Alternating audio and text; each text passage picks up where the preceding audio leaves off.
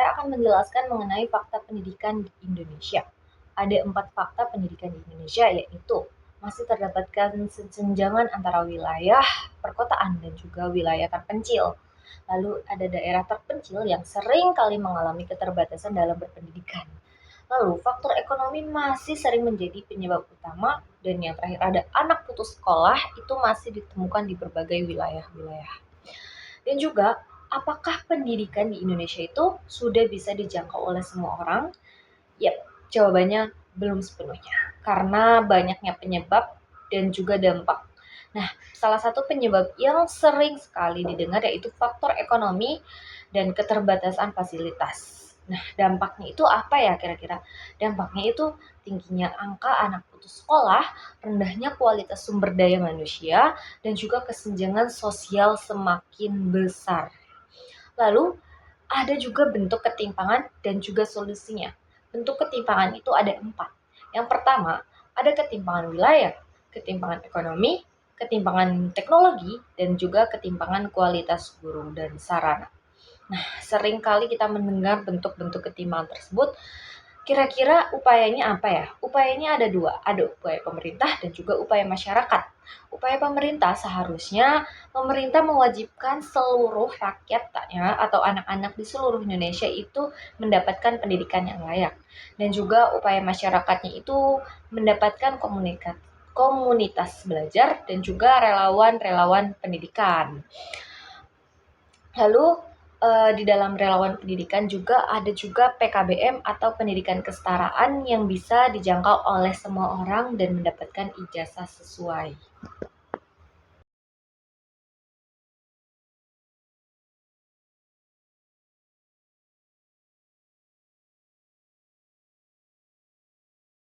Selanjutnya ada Pusat Kegiatan Belajar Masyarakat atau disebut juga dengan PKBM. PKBM adalah lembaga pendidikan non-formal yang dibentuk oleh masyarakat untuk memberikan layanan pendidikan bagi warga yang tidak dapat mengikuti pendidikan formal. Tujuan PKBM yang pertama, memberikan kesempatan belajar sepanjang hayat. Yang kedua, mengurangi angka putus sekolah. Yang ketiga, meningkatkan keterampilan masyarakat. Yang keempat, meningkatkan kualitas sumber daya manusia. Selanjutnya, apa aja sih program PKBM? Yang pertama ada pendidikan kesetaraan, contohnya itu seperti paket A setara dengan SD, paket B setara dengan SMP, paket C setara dengan SMA. Yang kedua ada pendidikan keterampilan, contohnya seperti pendidikan komputer, menjahit, tata boga, dan berwirausaha. Yang ketiga ada pendidikan literasi, contohnya seperti baca tulis dan keaksaraan fungsional. Selanjutnya, peran PKBM yang pertama menjangkau masyarakat yang tidak terlayani sekolah formal, yang kedua memberikan kesempatan belajar yang fleksibel, yang ketiga membantu mengurai angka putus sekolah, yang keempat meningkatkan keterampilan dan kemandirian masyarakat, yang kelima mendukung pemerataan pendidikan nasional. Intinya, PKBM berfungsi sebagai wadah alternatif yang memberikan kesempatan belajar sepanjang hayat, membantu mengurai angka putus sekolah, serta meningkatkan keterampilan dan kemandirian ekonomi masyarakat melalui jalur non-formal.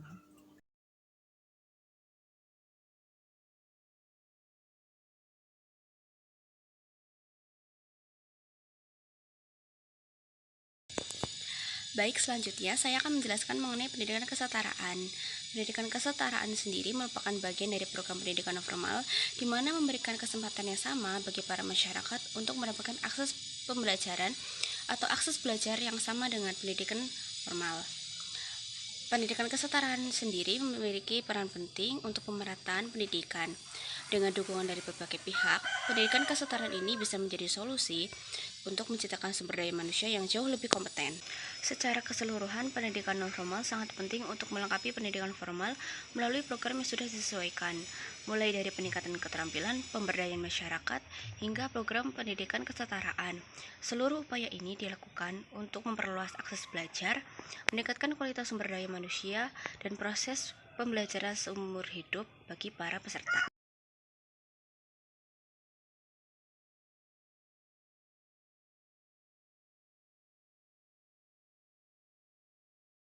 Saya akan memaparkan apa itu PNF UNES, jurusan PNF atau pendidikan non-formal atau pendidikan luar sekolah di Universitas Negeri Semarang merupakan program studi yang mempersiapkan mahasiswa untuk menjadi pendidik, pengelola program pendidikan masyarakat, fasilitator pemberdayaan, peneliti, dan pengembang program pendidikan di luar sistem persekolahan. Lulusan PNF sendiri dibekali kemampuan untuk merancang, melaksanakan, dan mengevaluasi program pendidikan serta pemberdayaan masyarakat. Nah, yang dipelajari dalam pendidikan non-formal atau pendidikan luar sekolah yaitu yang pertama ada pendidikan masyarakat, yaitu mempelajari cara memberikan pendidikan kepada berbagai kelompok masyarakat, mulai dari anak-anak hingga orang dewasa. Yang kedua yaitu pemberdayaan masyarakat.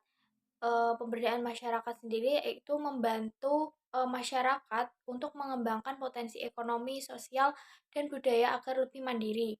Yang selanjutnya ada pelatihan dan pengembangan SDM, yaitu mempelajari cara merancang program pelatihan bagi para pekerja, organisasi, perusahaan maupun komunitas. Yang keempat adalah manajemen program pendidikan. Manajemen program pendidikan yaitu belajar menyusun, mengelola, dan mengevaluasi program pendidikan nonformal seperti PKBM, kursus, pelatihan kerja, dan program sosial. Selanjutnya ada pendidikan orang dewasa atau disebut andragogi, yaitu mempelajari metode pembelajaran yang sesuai untuk orang dewasa. Selanjutnya ada penelitian sosial dan pendidikan, yaitu mengidentifikasi masalah pendidikan dan mencari solusi dengan basis data. Selanjutnya ada pengembangan media dan inovasi pembelajaran, yaitu mempelajari penggunaan teknologi dan media dalam pendidikan masyarakat.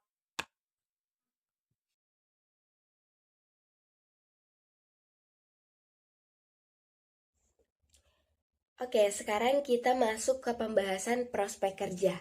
Nah, kalau ngomongin prospek kerja, lulusan PNF itu cakupannya luas banget. Gak cuma mentok di sekolah aja, di pemerintahan kalian bisa jadi pamong belajar, atau analisis kebijakan di Kemendikbud sampai Kemenkes. Buat yang tertarik di dunia pendidikan masyarakat, kalian bisa banget nih mengelola PAUD, LKP, atau PKBM sendiri.